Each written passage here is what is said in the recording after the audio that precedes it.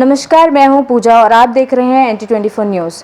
आज हम ऐसे मुद्दे पे बात करने जा रहे हैं जो पूरे भारतवर्ष में काफ़ी ज़्यादा गरमाया हुआ मुद्दा है, किसान आंदोलन। और हमारे साथ सुखवीर सिंह हुड्डा, एक एडवोकेट और साथ ही साथ स्पोक्समैन भारतीय किसान यूनियन टिकैत से बात करने जा रहे हैं किसान आंदोलन के बारे में। मोदी सरकार ने तीनों आंदोलन वापस ले लिए हैं और पार्लियामेंट में पेश भी कर दिया गया है, लेकिन फिर भी हम देख रहे हैं कि अभी तक किसान आंदोलन में डटे हुए हैं।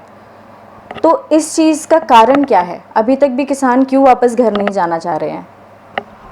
पूजा जी, सबसे पहले तो आपके दर्शकों को, NT24 के दर्शकों को एक प्यार भरा नमस्कार। मैं Sukhbir Singh Hooda, advocate and spokesman for भारतीय किसान यूनियन टिकैत। मैं बिल्कुल स्पष्ट शब्दों में मैं आपको बिल्कुल क्लियर करना चाह रहा हूँ कि ये संयुक्त किसान मोर्चा ने सबसे पहले दिन से ही ये क्लियर कर दिया था कि नंबर 1, काले कानून वापस लीजिए, नंबर 1।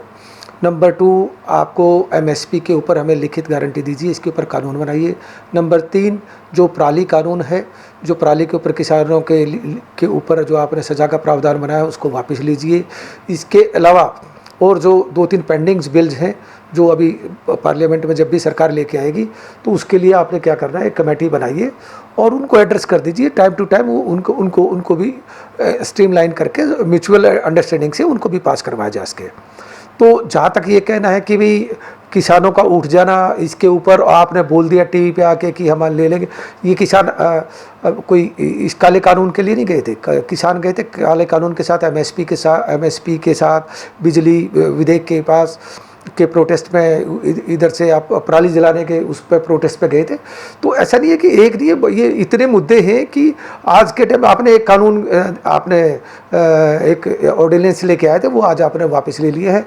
तो इसके अलावा और आपने किया क्या है? हमारे जो मेन मुख्य मांग है MSP की, उसको एड्रेस कीजिए, उसको एक लीगल एंटिटी दीजिए और उसके बाद किसान बिल्कुल मुझे 100% भरोसा है कि अब अपने उस पर जाएंगे और एक कमेटी बनाइए, कमेटी मीटिंग करती रहेगी और इसको आगे टेकअप करते रहेंगे टाइम टू टाइम। किसान जो MSP पे अड़े हुए हैं, मांग के लिए अड़े हुए हैं किसान, तो आपको क्या लगता है सरकार इसके लिए कोई स्टेप उठाएगी?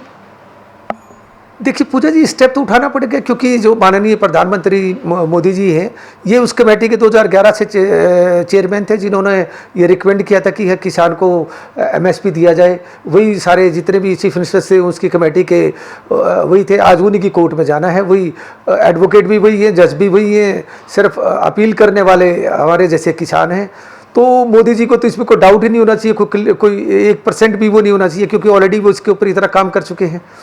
और देश के इतने बुद्धिजीवी लोग, देश विदेश में इतने क्या कहते हैं इंटेलेक्चुअल लोग बैठे हैं, उन्होंने एक अपनी एक्सपर्ट एडवाइस दी है कि MSP बिल्कुल दिया जा सकता है। MSP से सरकार को क्या होना है, MSP डिक्लेयर करनी है, उसके बाद सरकार ने जितना खरीदना हो MSP में खरीदे और बाकी जो प्लेयर खरीदे उनके लिए भी एक मैंडेटरी बना दिया जाए, भाई खरीदे तो आप जितना सरकार खरीदे, बाकी का जो प्राइवेट लोग खरीदे या कंपनियां खरीदे MSP पे खरीदे, उससे 1 रुपया नीचे ना खरीदे। That's all. इसके ऊपर सरकार के ऊपर तो कोई लायबिलिटी वाली बात नहीं है। तो इसके अंदर तो मेनली जो मुद्दा है वो ये है कि आप एक चीज़ का, जैसे हर किसी का मैक्सिमम रिटेल प्राइस होता है, इसका मिनिमम स्पोर्ट प्राइस है, उसको इन्होंने वो करना चाहिए और क्या कहते हैं, तभी इस देश का भला होगा क्योंकि कृषि प्रधान देश है। और इस कोविड के अंदर अगर किसी देश की इकोनॉमी को संभाला, हमारे देश की इकोनॉमी को संभाला, तो एग्रीकल्चर नहीं संभाला है। जितने भी बिल आएंगे जो फार्मरों से रिलेटेड है, वो क्या कहते हैं, वो सारे के सारे पेश करने से पहले संयुक्त किसान मोर्चा के साथ डिस्कस किया जाए। तो किसानों की घर वापसी पे आप क्या कहना चाहेंगे? इसका अंत किस तरीके से देख पा रहे हैं आप? देखिए, अंत तो सिंपल सा एक बात है कि एक लाइन करनी है, एक ऑर्डिनेंस लेके आना और उसके अंदर MSP को एक लीगल एंटिटी देनी है कि भाई आज के बाद से अगर कोई भी किसान अपनी फसल बेचेगा सरकार को या किसी भी प्राइवेट प्लेयर को, वो MSP पे बेचेगा और कोई भी उसके MSP से नीचे नहीं खरीदेगा। सरकार को क्या संदेश देना चाहते हैं ताकि किसान खुशी से अपनी घर वापसी की राह देख सके? देखिए पूजा जी, ये सरकार को तो पिछले 1 साल से संदेश ही दिए जा रहे हैं कि नंबर 1 सबसे पहले बात करें, टेबल पे आए। और ठीक है, पहले भी 11 दौर की वार्ता हुई है, वो नहीं सिरे चढ़ पाई। क्या ज़रूरी नहीं है कि दोबारा बात करें और आप सिरे ना चढ़े? किसानों के साथ नहीं बात करेगी तो ये मुद्दे का हल नहीं होने वाला है। और नंबर 3, जब तक किसानों को आप बिल्कुल ट्रांसपेरेंट तरीके से ये नहीं बता देते कि भी ये हो सकता है, ये नहीं हो सकता, ये इतने टाइम पीरियड में हो सकता है और ये इसका प्रोसेस होगा, ये इसका प्रोसीजर होगा। तो उसके बाद ही किसान अपने घर की तरफ जा पाएंगे। लेकिन इसके ऊपर मुझे लगता है कि अगर ये एमएसपी भी, मुझे अपना वो लग रहा है कि जितना मैं नज़दीक से आंदोलन में जा रहा हूँ, देख रहा हूँ कि अगर सरकार एमएसपी इमीडिएटली डिक्लेयर कर दे तो किसान अपने घर जा सकते हैं। थैंक यू सो मच, आप लोग आए, आपका चैनल इतना कंसर्न रहता है। विनय जी, थैंक यू सो मच, आपका चैनल किसानों के लिए बड़ा, आप हमेशा खड़े रहते हैं। आपने दिल्ली बहुत समय लगा दिया, चंडीगढ़ भी बहुत लगाते रहते हैं, तो आप इसी तरीके से वो कर लीजिए, आपका बहुत समर्थन मिला हमें।